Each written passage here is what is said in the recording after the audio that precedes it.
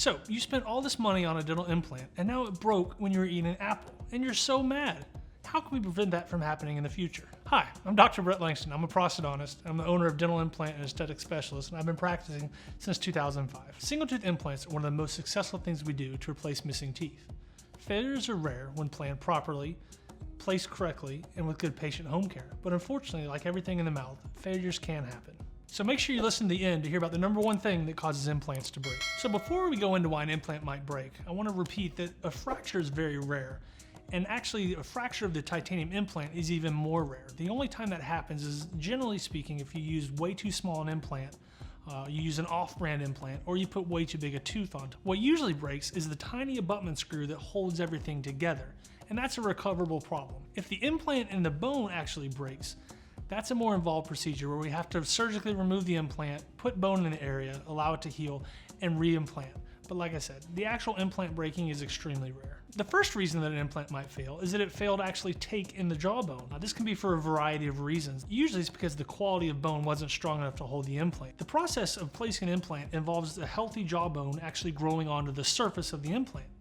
A lot of times, if this doesn't happen, the implant will fail within the first 3 months. The best way to prevent this type of failure is proper planning.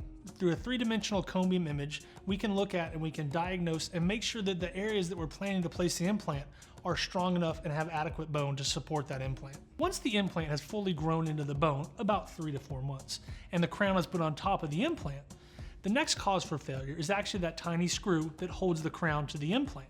And a lot of times this is caused by too much force placed on the implant. And the way we can prevent that is, again, with proper planning, but also making sure that the tooth fits in the mouth and isn't too tall or isn't in the wrong position so it's overloaded in an incorrect direction. The third and final reason for an implant failure is actually when the crown on top of the implant fails. And this is usually due to a porcelain fracture from the tooth being overloaded. An implant crown is just as strong as a crown in your natural teeth, but it's not a super tooth. While it is strong and it's aesthetic and it looks like the other teeth, something to keep in mind is you do have to treat it and respect it like the other teeth in your mouth. A normal diet is fine. You can eat and chew and function and treat it just like your regular teeth. But some of the funnier instances that we've had people thinking that their implants were strong involve frozen milk duds, trying to break chicken bones, and a big factor is actually chewing ice. Ice is not good for your regular teeth, but when you add in the cold and you add in the hard, we see a lot of fractures from that. Obviously, this is not an all-inclusive list of why an implant might fail, but follow us as we'll be updating videos with more information. Let me know in the comments below if you've had an implant fail and what you were doing at the time it failed. Thanks again for listening. Again, I'm Dr. Brett Langston, and thanks for letting us help you watch your mouth. Plan proper...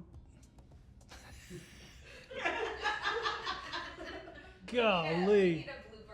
Golly, that is terrible. That's your Christmas present. That is terrible.